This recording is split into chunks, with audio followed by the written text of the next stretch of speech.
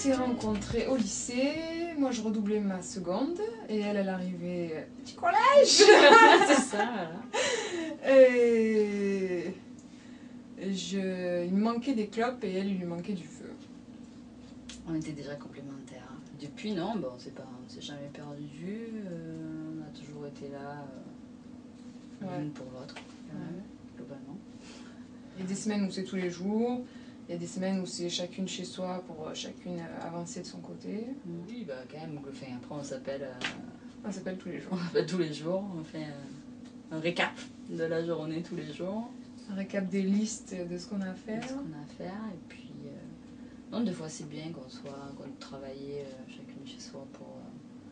parce que comme ça on travaille chacune sur notre idée, et puis des fois quand on est ici ensemble, ben, on avance à deux sur le même projet. On est différentes, mais... on se complète. Voilà, on se complète.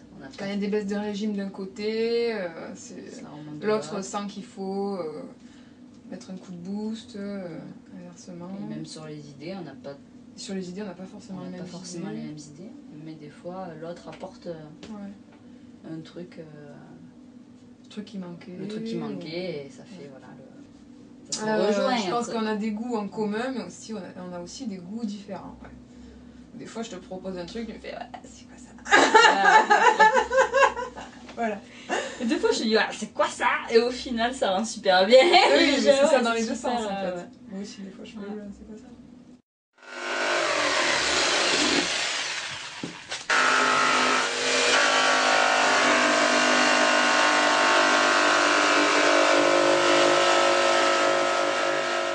Pour faire mes ronds, je découpe deux profils de cercle. Après, je vais découper les traverses de la largeur de l'épaisseur du cercle, qu'on va coller donc entre les deux ronds. Après, on va l'habiller, c'est-à-dire on va rajouter à l'extérieur et à l'intérieur une couche de carton pour qu'on ne voie pas ce qui se passe à l'intérieur. Voilà. Après c'est crafté. Pareil, pour qu'on ne voie pas les cannelures, pour que ce soit un peu plus propre. Après, c'est enduit et peint et vitrifié. Moi, je suis sur la dernière étape, le craftage. Donc là, le pied est fini, hein, il est plein. Il est recouvert de carton des deux côtés. Donc là, on crafte en fait pour cacher tout ce qui est cannelure. Donc tout ce qui est les vagues là, du carton. Hein, ça. Donc on le crafte avec du papier craft. Hein. Les meubles en carton sont des meubles costauds. Alors après, on n'a pas vérifié, mais apparemment la solidité de 3 tonnes au mètre carré. Oui. Parce que en fait, c'est travaillé sur la cannelure. Hein. Donc dans ce sens-là, on peut appuyer, on peut forcer. Le carton ne va pas se déformer. Alors que s'il est travaillé dans l'autre côté, là oui, là ça va se déformer et ça ne tiendra pas le poids. Donc du coup, en travaillant comme ça et en utilisant un système de profil, ce qu'on appelle, donc, on va multiplier les profils. Donc on va multiplier ça va faire comme un squelette en fait à l'intérieur et toujours sur la cannelure, et du coup ça va assurer la solidité de notre meuble. 3 tonnes mètre carré. Donc l'étape après le craftage, c'est on enduit nos meubles. Donc pareil, c'est pour protéger de l'humidité et rendre plus costaud aussi. Non voilà. Donc l'enduit, c'est un enduit maison, c'est blanc de meudon, donc ce qui est utilisé pour faire la craie, hein, la poudre blanche, de la colle vinylique, colle à bois, de l'eau et de l'huile de lin. L'huile de lin, ça protège contre l'humidité. Donc ça, on passe notre enduit, on en passe 2 couches, voire 3. On peut rajouter des ocres naturels, comme ça, donc de l'oxyde, etc.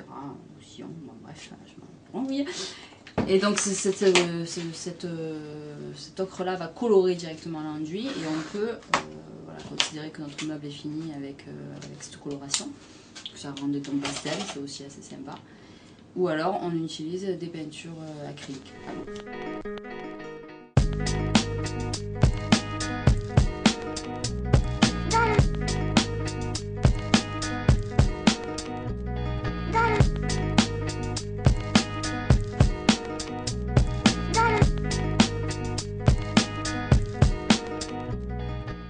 moi je pense que ce qui compte pour nous et pourquoi on fait ça aussi, c'est parce qu'on a envie d'être libre, même si bon, on n'est jamais vraiment totalement libre. On a toujours des obligations, mais là on essaye, voilà, on tente le coup de faire ce qu'on a envie, ce qui nous plaît, d'essayer aussi de transmettre notre passion aux autres.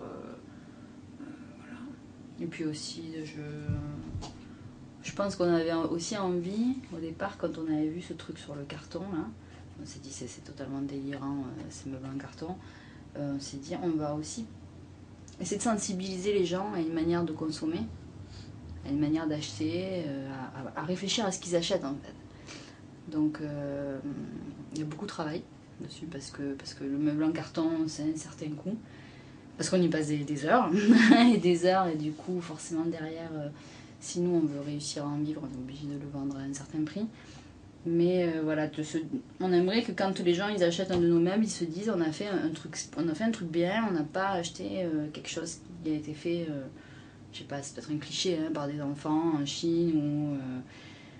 voilà, où des gens ont été payés 3 fois 6, 3 fois rien de l'heure, et donc voilà, nous c'est fait ici, c'est fait avec des cartons qu'on récupère, et puis donc voilà, ils savent d'où vient le produit, et en plus c'est de la récup, et c'est un matériau que l'on recycle. Voilà, on aimerait bien avoir un magasin, un local, un atelier local. Vitrine. Ah ouais, un atelier géant. Ouais, géant. Un truc énorme. Voilà ce qu'on aimerait avec peut-être notre style, entre guillemets, qui n'est pas vraiment un style, arriver à toucher les gens pour qu'ils soient plus ouverts à ces meubles, à ce genre de choses, et qu'ils soient prêts à investir.